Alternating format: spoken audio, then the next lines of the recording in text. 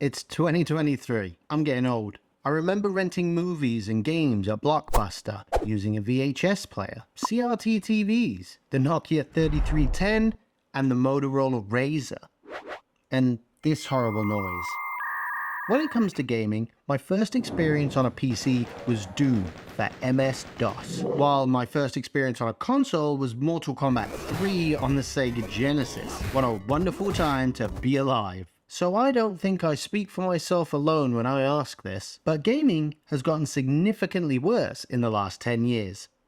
Or has it? Welcome to the Opinion Wars, where we'll fight for and against a specific topic during the show to determine whether a common or popular opinion has merit or is undeserved.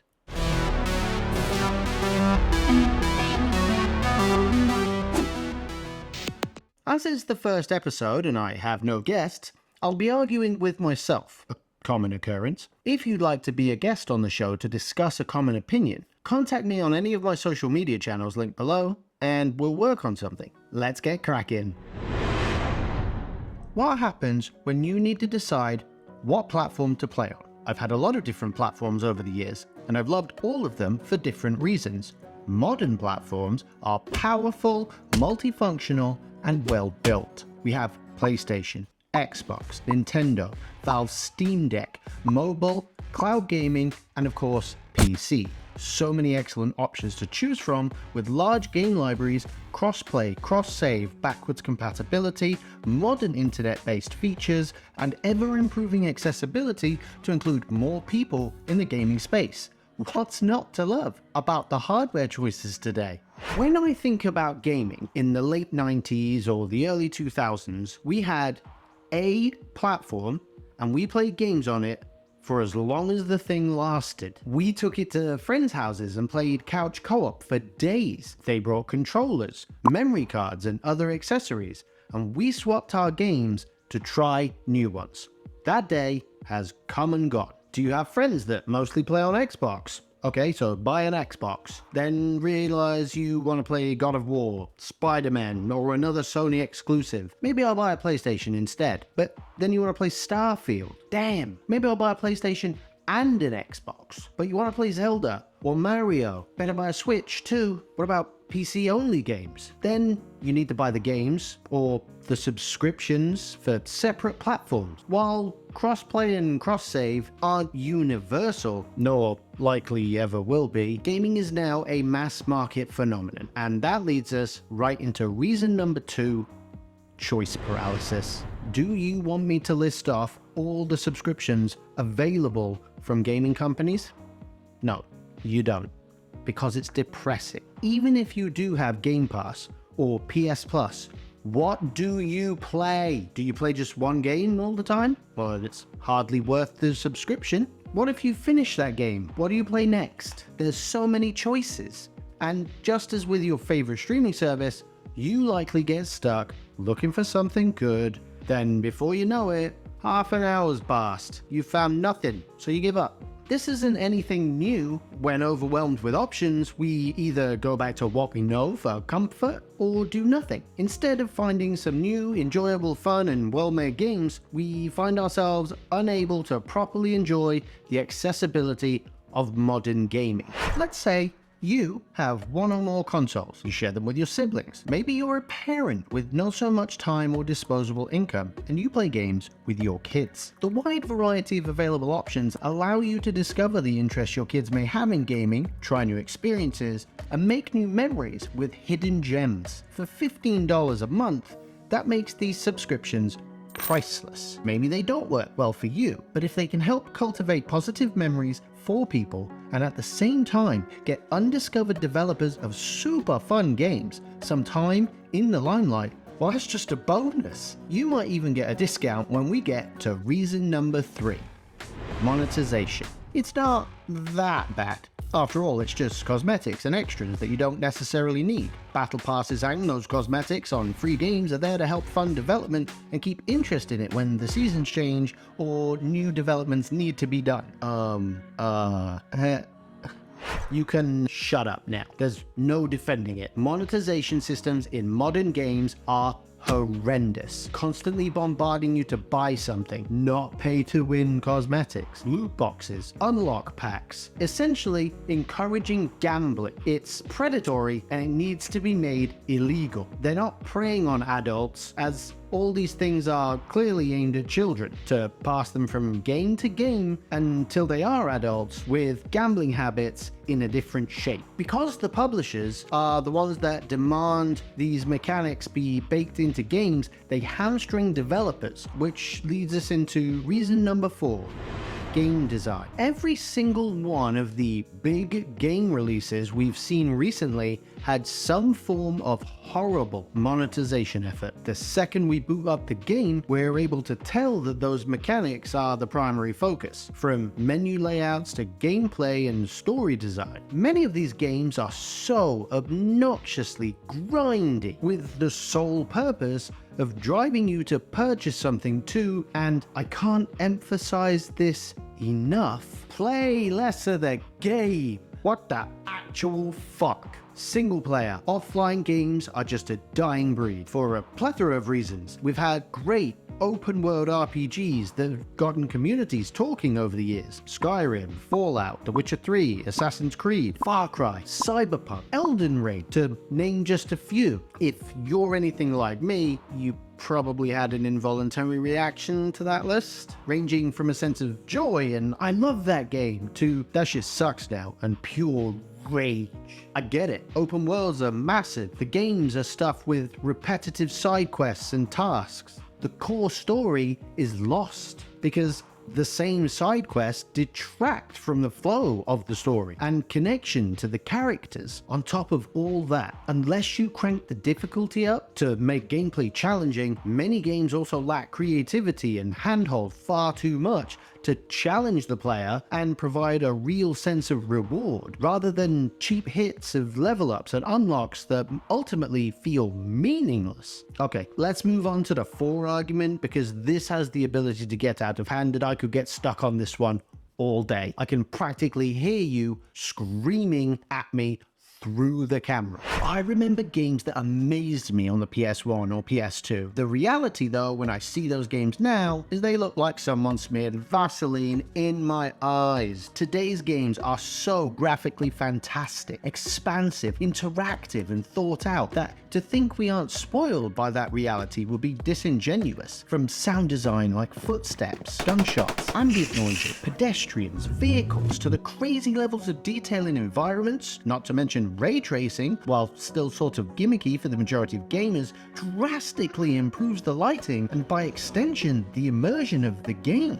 Wherever you're playing, modern hardware has improved the load times, so developers can now create fantastic seamless transitions from scene to scene and load in massive open worlds almost instantaneously. These advances create a whole new feeling as the player gains a sense of immersion that translates from their understanding of the real world. As we progress with the current gen consoles, powerful PC tech, and new engines, we'll see all these and possibly even new features in our games that will amaze us. But will you have enough of reason number 5 to take advantage of that? Reason number 5. Time. You're a busy person, you've got a lot going on. School, work, maybe a family, or you have a few hobbies and spend time socializing. But what do you do when you have that odd hour to jump in and enjoy a game? You see, back in the day, we didn't have autosaves, checkpoints, quick resume, other features. Nope, we had to leave the console on if we couldn't finish something or find a save point before we had to stop playing. If it got turned off or your memory card failed, you were shit out of luck. Many modern games have implemented plentiful save points, checkpoints, are designed to be played in short sessions, typically ranging from a few minutes to half an hour, especially multiplayer options, allowing players to jump in and play a quick match or two. Lastly, if you have good internet access, the rise of digital downloads and streaming services makes it easier than ever to access games quickly and conveniently. You can download or stream a game in minutes. Gaming in 2023 offers a lot of convenient features that make time less of a barrier than ever. While modern gaming does offer some convenience for those with limited time to play, there are also factors that can make it less convenient. There are a lot of time-consuming games. Remember those RPGs from earlier?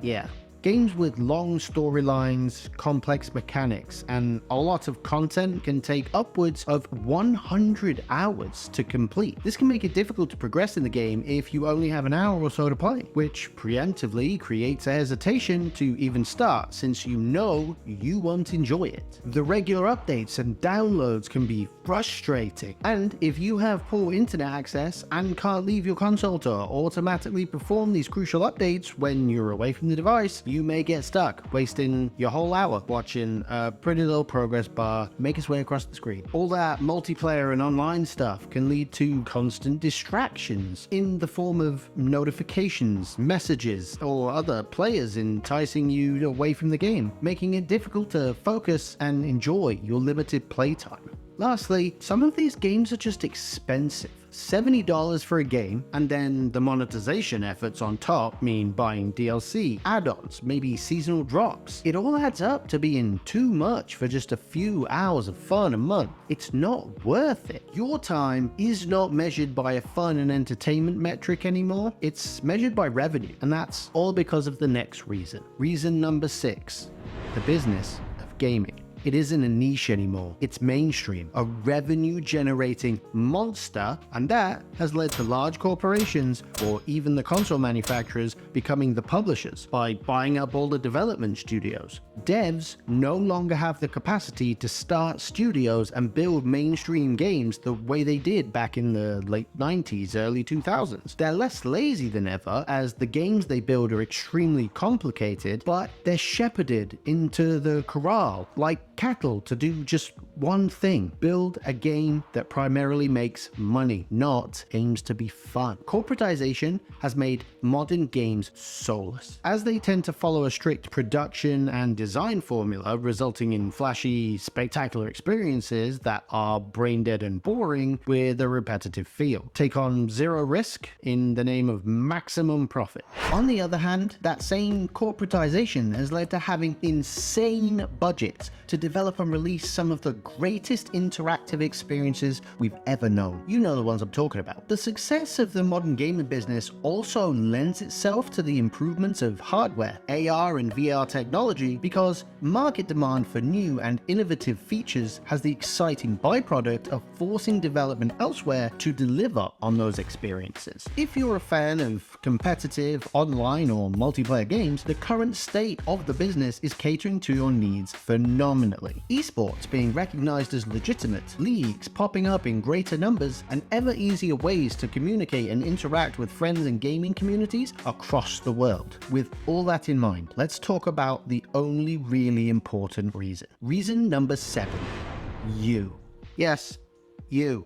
Stop buying games if you think they have stupid requirements, are unoptimized garbage, look like previous gen titles, have poor gameplay, microtransactions, suffer from horrible tropes, and or the publishers treat gamers as nothing but dollar signs. Sure, your age may have something to do with how differently you perceive gaming, and why your tastes change. But is it really age making the games worse, or are you not trying different things anymore? How many games were created, different, exciting, adventurous, and fun when you were younger? You can find games like that again. But if you're going to complain and you're giving money to these same publishers, you don't get to. Nobody cares what you think about the state of gaming. You're contributing to it. Nobody cares if you complain about it. Yes, things could improve, but they won't, because you're doing exactly the thing that encourages the companies to avoid change. On top of that, are you a try-hard or a casual gamer? Because I'm casual,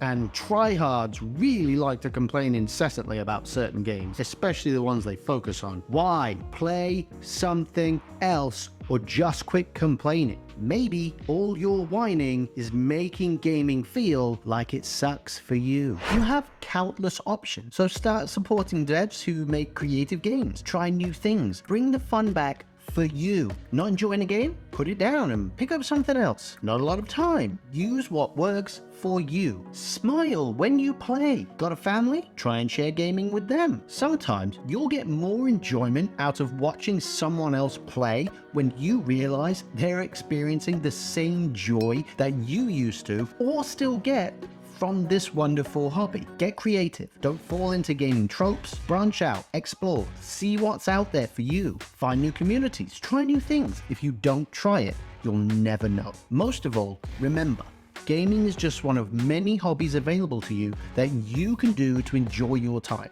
Choose to do something that makes you feel good, challenges you, and most of all, brings you joy. So what's the verdict? The sentiment is merited. There are plenty of arguments that gaming has gotten worse, but I don't believe it's irredeemable. There's so much good out there, so many great people, so many great games, communities built on gaming, thriving and bringing joy to everyone involved. So don't stop doing it. Keep demanding better from the industry, but also create new nostalgic moments for yourself and those around you. Share what you love, do what you love, because in the end, what makes you happy is what's important. Thank you so much for watching. I appreciate each of you. I also hope you have a fantastic day or night whenever you're watching this. Please do all the usual YouTube stuff. I've been Joss. I'll see you next time.